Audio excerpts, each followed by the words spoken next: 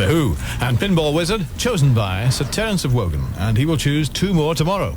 We've tried to stop him, but we can't. Graham Norton. Are you looking forward to being Gollum again? Because physically and vocally, it just sounds like a really draining thing. I've not actually signed the deal yet, so, we have to wait and see. I'm available, Peter.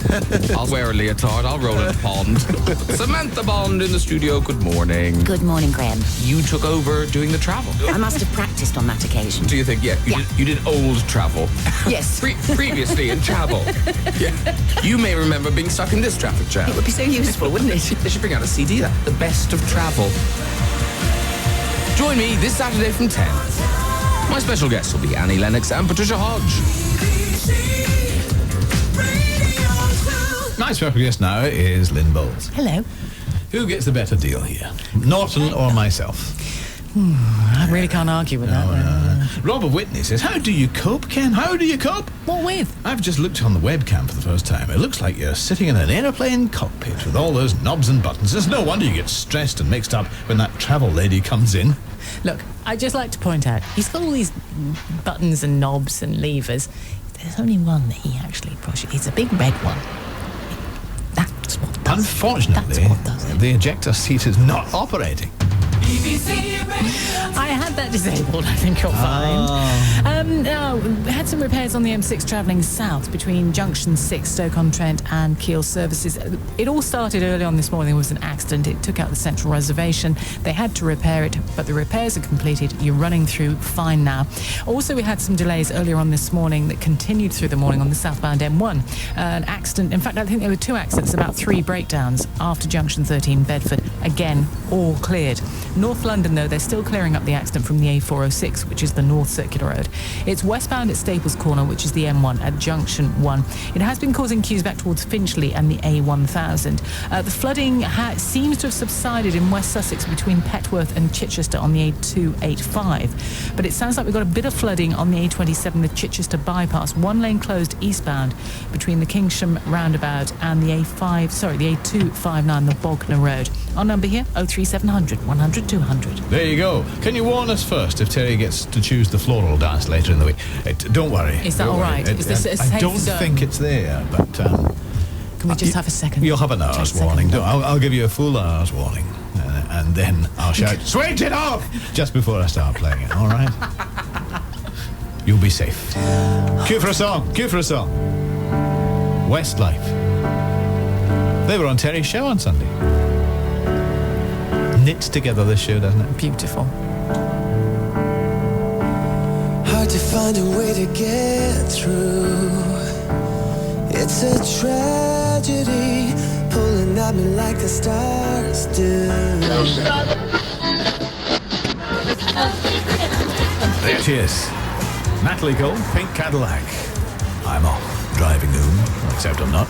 I'll go on the train. You see? Public spirited all the time. It's midday. Here he is, Jeremy. Thank you.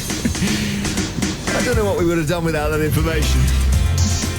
Off you go. It's the Jeremy Vine Show on Radio 2. You are very, very welcome. And today, why don't we demonise tax evaders in the same way we demonise benefit cheats? If somebody says, I'll do it for cash, why don't people say, wait there while I call the police?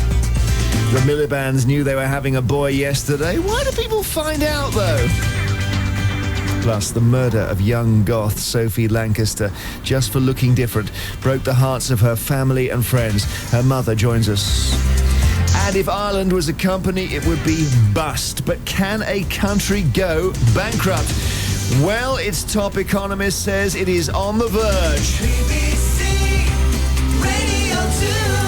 To get in touch on any of the above, our phone number 0500 288 291. Calls are free from most landlines. Some networks and mobile operators may just charge you, though. Let's go to the newsroom first and see what's breaking with the very latest BBC News read by Frank Godfrey. Thank you, Jeremy.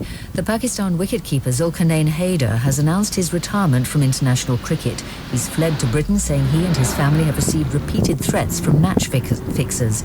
He claims he was told he would face a lot of problems if he didn't rig 2 Pakistan matches against South Africa. Haider may now seek political asylum in the UK. The government has announced a major expansion of the role of the post office. It includes a tie-up with the high street banks, which will allow almost 80% of customers to access their current accounts. More government services will also be available, including Criminal Records Bureau checks. Ed Davey, the Postal Affairs Minister, says the aim is to end years of decline in the post office network. More from our personal finance correspondent, Simon Gompertz. The government is mapping out completely different futures for the Post Office and the Royal Mail, which delivers the letters. While Royal Mail is to be sold off, the Post Office will be given a mutual structure like a co-op. Banking will be a big feature. Royal Bank of Scotland and NatWest customers will join other account holders in being able to pay in and withdraw money, though the idea of an independent Post Office bank has been shelved. As well as handling CRB checks, post offices could print out government forms on demand, and longer opening hours are being promised. The government has attacked critics of its planned housing benefit changes, including the Archbishop of Canterbury, accusing them of scaremongering. In an article in the Daily Mail, the Work and Pensions Secretary Ian Duncan-Smith claimed the Labour leader Ed Miliband had spread panic and lies about the policy. MPs will vote on the proposals today. Rolls-Royce has signed a £750 million deal to supply and service jet engines for China Eastern Airlines. It's one of a number of deals announced during David Cameron's trade mission to Beijing. Campaigners, including the leading artist Ai Weiwei, have urged the Prime Minister to press China's leaders on the issue of human rights. BBC News, it's 3 minutes past 12, more at 1 o'clock. Thank you, Fran. At the post office. Well, listening to that, when they say more services will be available in your local post office, do they mean available without queuing for 40 minutes?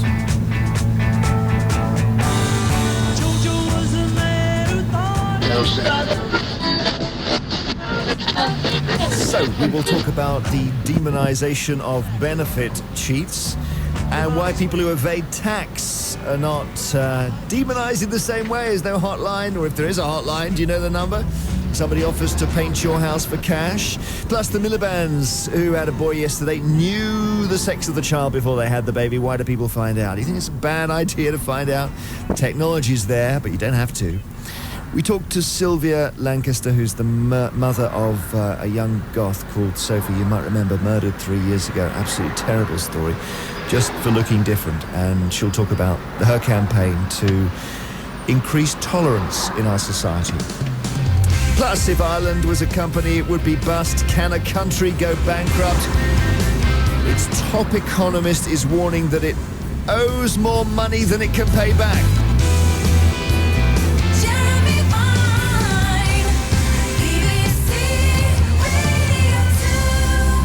Right now, few in society are more reviled than benefit cheats. The labels that have been given to them by the papers and politicians drip with scorn and indignation. They're scroungers and layabouts. They're feckless, they're work shy. Those are the labels anyway. Maybe you feel the same way. For some time, the public have been urged to report those they suspect of being fraudsters. We're closing in on benefit thieves who claim they live alone. We're closing in with our confidential hotline. We're closing in with over 600 calls a day. We're closing